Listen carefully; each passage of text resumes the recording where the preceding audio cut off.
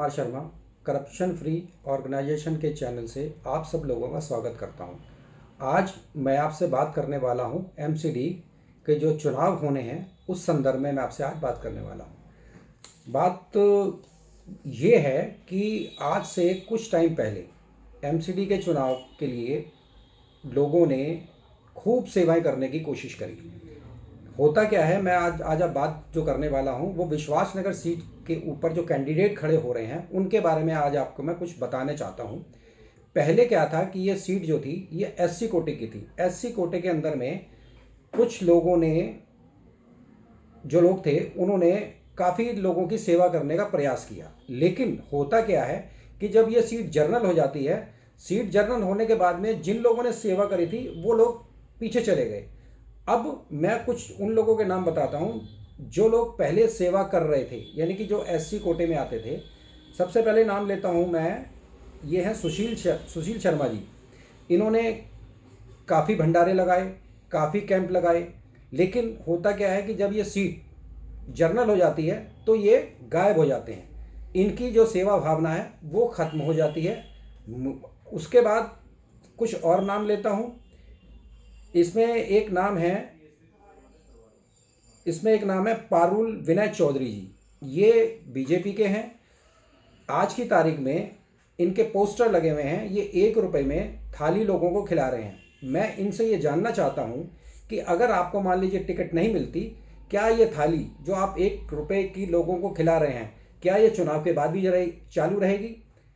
ये जो सेवा भावना का जो आप दर्शा रहे हो, कि आप ये बताना चाह रहे हो कि भाई हम लोगों के बहुत हितैषी हैं, तो क्या ये हितैषी, आपका जो हितैषीपन है, ये चुनाव के बाद भी रहेगा? ये तो आने वाला वक्त बताएगा कि जब टिकट डिक्लेयर होगी कितने लोग उड़ जाएंगे और कितने लोगों की सेवा भावना खत्म हो जाएगी। अब मैं नाम ले रहा हूँ, आपको मैं बताना चाहता हूँ कि आम आदमी पार्टी से कितने लोग यहाँ पे खड़े हैं जबकि टिकट सिर्फ एक आदमी को मिलना है।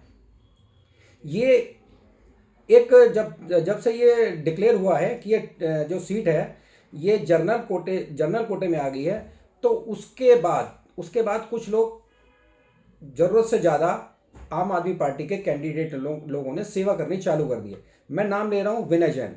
विनय जैन जी हैं। विनय जैन जी का राजनीतिक जीवन से कोई लेना देना नहीं है। इनको शायद, मैं नहीं जानता कि इनको राजनीति के बारे में ABCD भी मालूम होगी। लेकिन अब आजकल ये साहब क्या कर रहे हैं? आजकल ये साहब ये भंडारे लगा रहे हैं, लोगों की सेवा करने का दावा करते हैं। इनसे ये मैं जानना चाहता हूं, जब ये सीट जर्नल नहीं थी, तब आपकी सेवा भावना कहाँ थी? लेकिन जैसे ही सीट जर्नल होती है ये लोग आदमी कूद जाते हैं। कहने का मतलब ये है कि आज से पहले इनके मन में कोई सेवा भावना नहीं थी। अब एक नाम है रोहित अग्रवाल, ये भी आम आदमी पार्टी से खड़े हैं। एक है मनोज शर्मा जी, ये भी आम आदमी पार्टी से अपना दावा ठोकते हैं। एक है अरुण शर्मा जी, ये भी अपना दावा ठोक रहे हैं। एक है सुभाष लाला। ये 5 कैंडिडेट ऐसे हैं जो कि ये दावा ठोक रहे हैं कि भाई टिकट हमें मिलेगी, और ये सारे के सारे मैदान में कूदे हुए हैं। और आज की तारीख में हर आदमी सेवा का जो दिखावा है वो कर रहा है। लेकिन अब आज मैं इनसे जानना चाहता हूँ कि इनकी ये सेवा कितने दिन बाद खत्म होने वाली है? जैसे ही टिकट डिक्लेयर होगी बाकी के कैंडिडेट सब बाहर हो जाएंगे। तो राजनीति में आने का एक जो मैं इसको तुच्छ ही कहूँगा, छोटा जरिया है ये। आप आज लोगों को ये बता रहे हो कि हम आपको खाना दे रहे हैं, हम आपके लिए सेवा करेंगे, हम आपके घरों के आगे नालियाँ बनवाएंगे। तो आप मुझे ये बताइए, जब ये सीट जर्नल थी तब आप लोग कहाँ थे? तब आप लोग कहीं नहीं थे, ग्राउंड पे आप कोई काम नहीं कर रहे थे। तो कहने का मतलब ये है कि राजनीति के अंदर में जब आदमी आता है वो ये कहकर आता है कि भाई हमें यहाँ सेवा करनी है।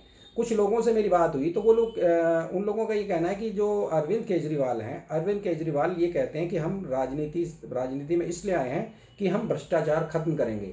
मेरी कुछ लोगों से बात हुई है और मुझे इस चीज़ का, मेरे सूत्रों से जो मुझे पता चला है, ये जितने भी लोग हैं, ये लोग, इनका राजनीति से कोई लेना देना नहीं है। आज तक इन्होंने राजनीति में, ये समझ लीजिए, इनका कोई योगदान भी नहीं है। इनके आगे पीछे अगर इनका बैकग्राउंड देखा जाए तो राजनीति से इनका कोई लेना देना नहीं है। कुछ लोग हैं जो पिछले 2, 4, 5 साल से राजनीति कर रहे हैं। उसमें एक मनोज शर्मा है, एक अरुण शर्मा है। ये जरूर अरुण शर्मा जो थे ये पहले कांग्रेस में हुआ करते थे, उसके बाद ये आम आदमी पार्टी में आ गए, तो इनका भी थोड़ा सा बैकग्राउंड है। लेकिन ज़मीन पर अगर कहो इनकी कोई पकड़ है तो मैं नहीं समझता कि उनकी कोई पकड़ है। अब बात करते हैं विनय जैन जी की। विनय जैन जी का भी यही काम है।